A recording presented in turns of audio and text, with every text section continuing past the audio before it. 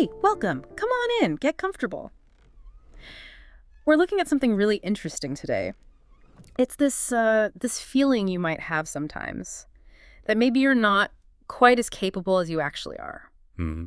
It's all about those quiet beliefs, the ones we hold about ourselves, often sort of running in the background. That's right. Yeah, we're going to explore those unseen barriers, the ones we sometimes build up in our own minds. We're thinking of it as a kind of self-diminishment bias. Okay, self-diminishment bias. Let's unpack that a bit. There's this analogy that kept coming up. Hmm. Um, Imagine a really powerful elephant, huge, right? Could easily knock down a wall, Yeah. but it's held in place by just a thin little rope tied around its leg. It's got all this strength, but Yeah. it stays put. What's going on there? Well, what's fascinating and kind of sad, really, is that this often goes way back. Think about when that elephant was tiny. Okay. It wasn't strong enough then. It couldn't break even that small rope. It probably tried, Yeah. maybe lots of times, but it failed. And that experience creates this really deep-seated belief. Like, no matter how hard I try, I can't break free. Neuroscience even suggests these early experiences, they carve out strong neural pathways. Right.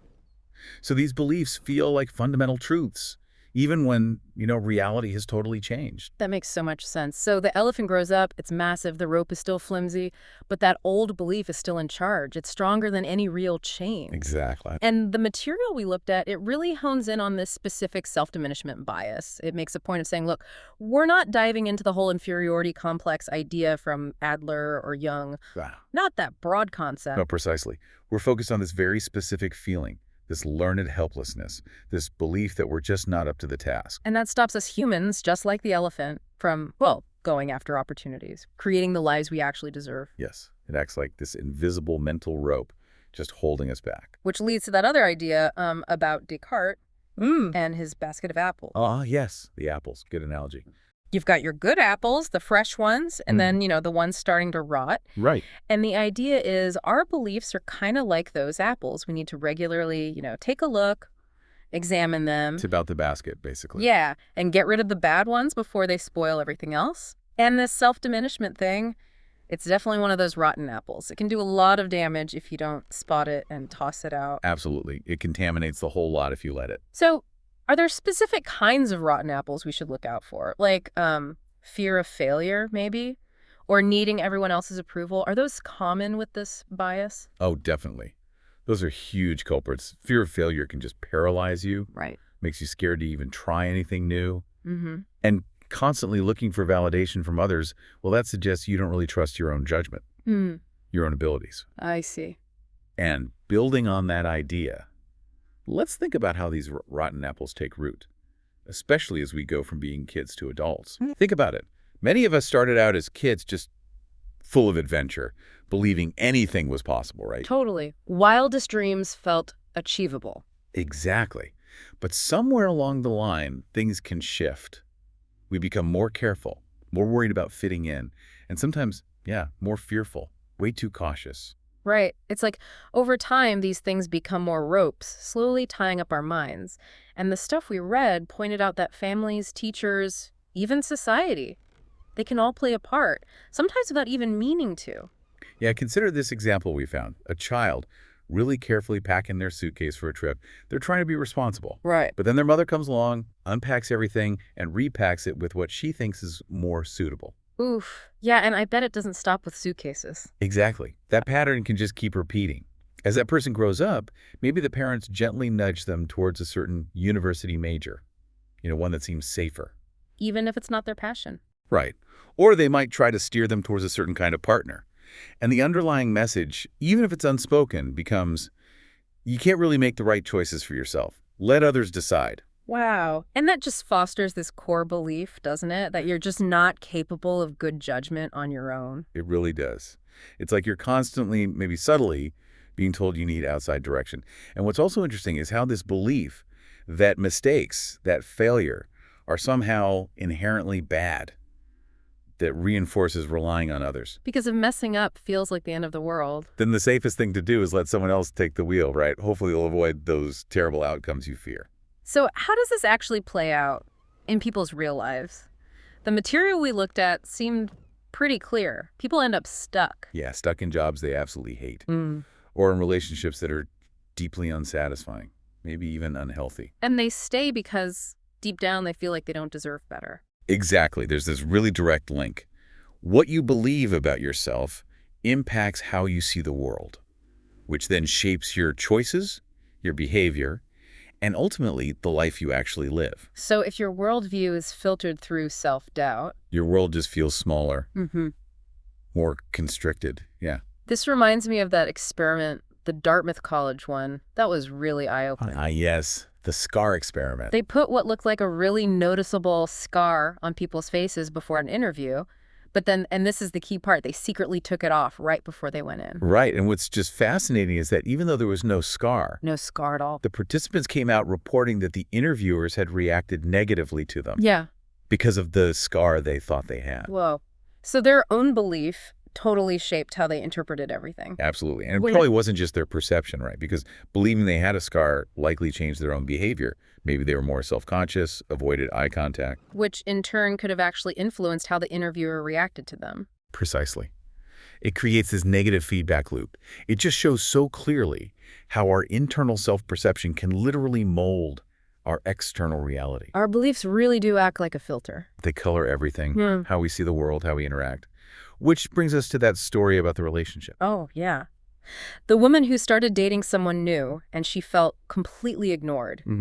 And her immediate thought, because of this self-diminishment bias she carried, was basically, well, I'm just not good enough for him. But here's the twist, the really revealing part. The man. He was dealing with his own self-doubt, his own feelings of inadequacy. No way. Yes. He actually ended things because he was afraid. Afraid he wouldn't be able to make her happy in the long run. So he pulled back first, to avoid potential failure or rejection down the line. Exactly. It was this preemptive move, driven entirely by his own self-diminishment. Wow. So you have two people, both caught in this web of self-doubt, and they end up unintentionally sabotaging something potentially good. It's a really powerful and sad example of how these beliefs build walls. And it's not always the people you'd expect, is it? I mean, the material even mentioned someone like Cameron Russell, the model. Right. People who, from the outside, seem to have everything by conventional standards. Yet internally, they can still wrestle with feeling inadequate. It really drives home that this bias isn't about objective reality. It's purely an internal state. Exactly. And the source outlines some key characteristics, ways this tends to show up. Right. Things like losing self-esteem, self-respect, being super cautious, maybe too conservative, tending to just go with the flow, conform. And avoiding anything exceptional or challenging because of this fear of imperfection. Yeah, and there's that weird paradox, too, this mix of being a perfectionist in some ways. Wanting everything just so. But at the same time, just accepting circumstances in their own lives that are really not great. Far from ideal. That paradox is so key. Pushing for impossible standards maybe at work, but settling for much less than they deserve in their personal life, perhaps. And then there's the big one you mentioned earlier, the fear of failure. It looms so large, it completely overshadows any possibility of seeing failure as, just feedback, a chance to learn and grow. And maybe one of the most telling signs, the most irrational part, is avoiding effort altogether, just based on this assumption that they're bound to fail anyway. Right, which, when you think about it, makes no logical sense. By not trying, you guarantee you won't succeed. Whereas putting in the effort, even if it's tough, at least opens the door to the possibility of success. It's completely self-defeating. Now, this isn't just an individual thing, right? This bias can operate on a larger scale, too. You mean like in society? Exactly. And the source brings up a really potent example of that. Yes. The idea of people saying that their whole country, their national group, isn't ready for democracy, that they actually need some kind of authoritarian rule. That's presented as a really clear manifestation of societal self-diminishment bias. It's like an entire group underestimating its own collective capability for self-governance. And there's also that tendency, maybe during heated political debates, people see rudeness or disagreement. Yeah, things get messy. And they jump to concluding, see, this proves we're not worthy of pluralism. We can't handle democracy. Right. But as the source points out, you see arguments, even in civility, in long-established democracies all the time. People there don't generally leap to questioning their fundamental right to self-governance because of it. It's a really dangerous leap in logic, isn't it? And the material wisely cautions against both extremes here. Not self-aggrandizement, thinking we're perfect. But also not self-deprecation, thinking we're fundamentally incapable. The goal is a realistic view, acknowledging strengths and weaknesses. Ultimately, believing in our collective capacity for positive development, Mhm. freedom, democracy, prosperity, and actively working to dismantle that societal self-diminishment, those are crucial first steps. You have to believe it's possible to even start moving towards it. So, okay, how do we actually start to break free from this individually? The source brings us back to that first idea, examining our beliefs. Yes, it's about consciously inspecting those deeply ingrained stories we tell ourselves about ourselves, being willing to question them. Like with the elephant, it's about metaphorically breaking the rope. Exactly. Realizing, like that fully grown elephant, the strength you actually possess now, regardless of past experiences. And it's not just about tearing down the old limiting beliefs, is it? It's also about actively building new ones. Yes. Constructing new beliefs that are positive, yes, but also realistic.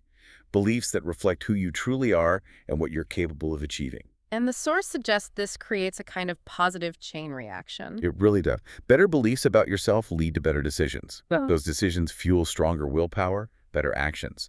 And those actions start to shape a genuinely better reality for you. So it's about shifting that internal dialogue, moving away from I can't and towards, okay, how can I? Precisely.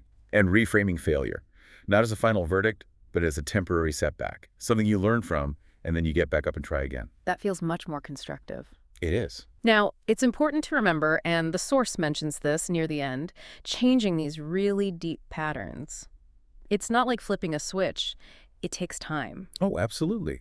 It's a gradual process. It takes consistent effort, taking those small, deliberate steps every day to challenge and replace the limiting beliefs you might have carried for years, maybe even decades. But the underlying message here feels really hopeful, really empowering. It is. By actively cultivating these positive, realistic beliefs about yourself, you really do have the power to create a life you genuinely deserve. A reality that's so much better than the one dictated by old limitations. It truly comes down to believing in your own strength to shape that reality. A powerful thought indeed.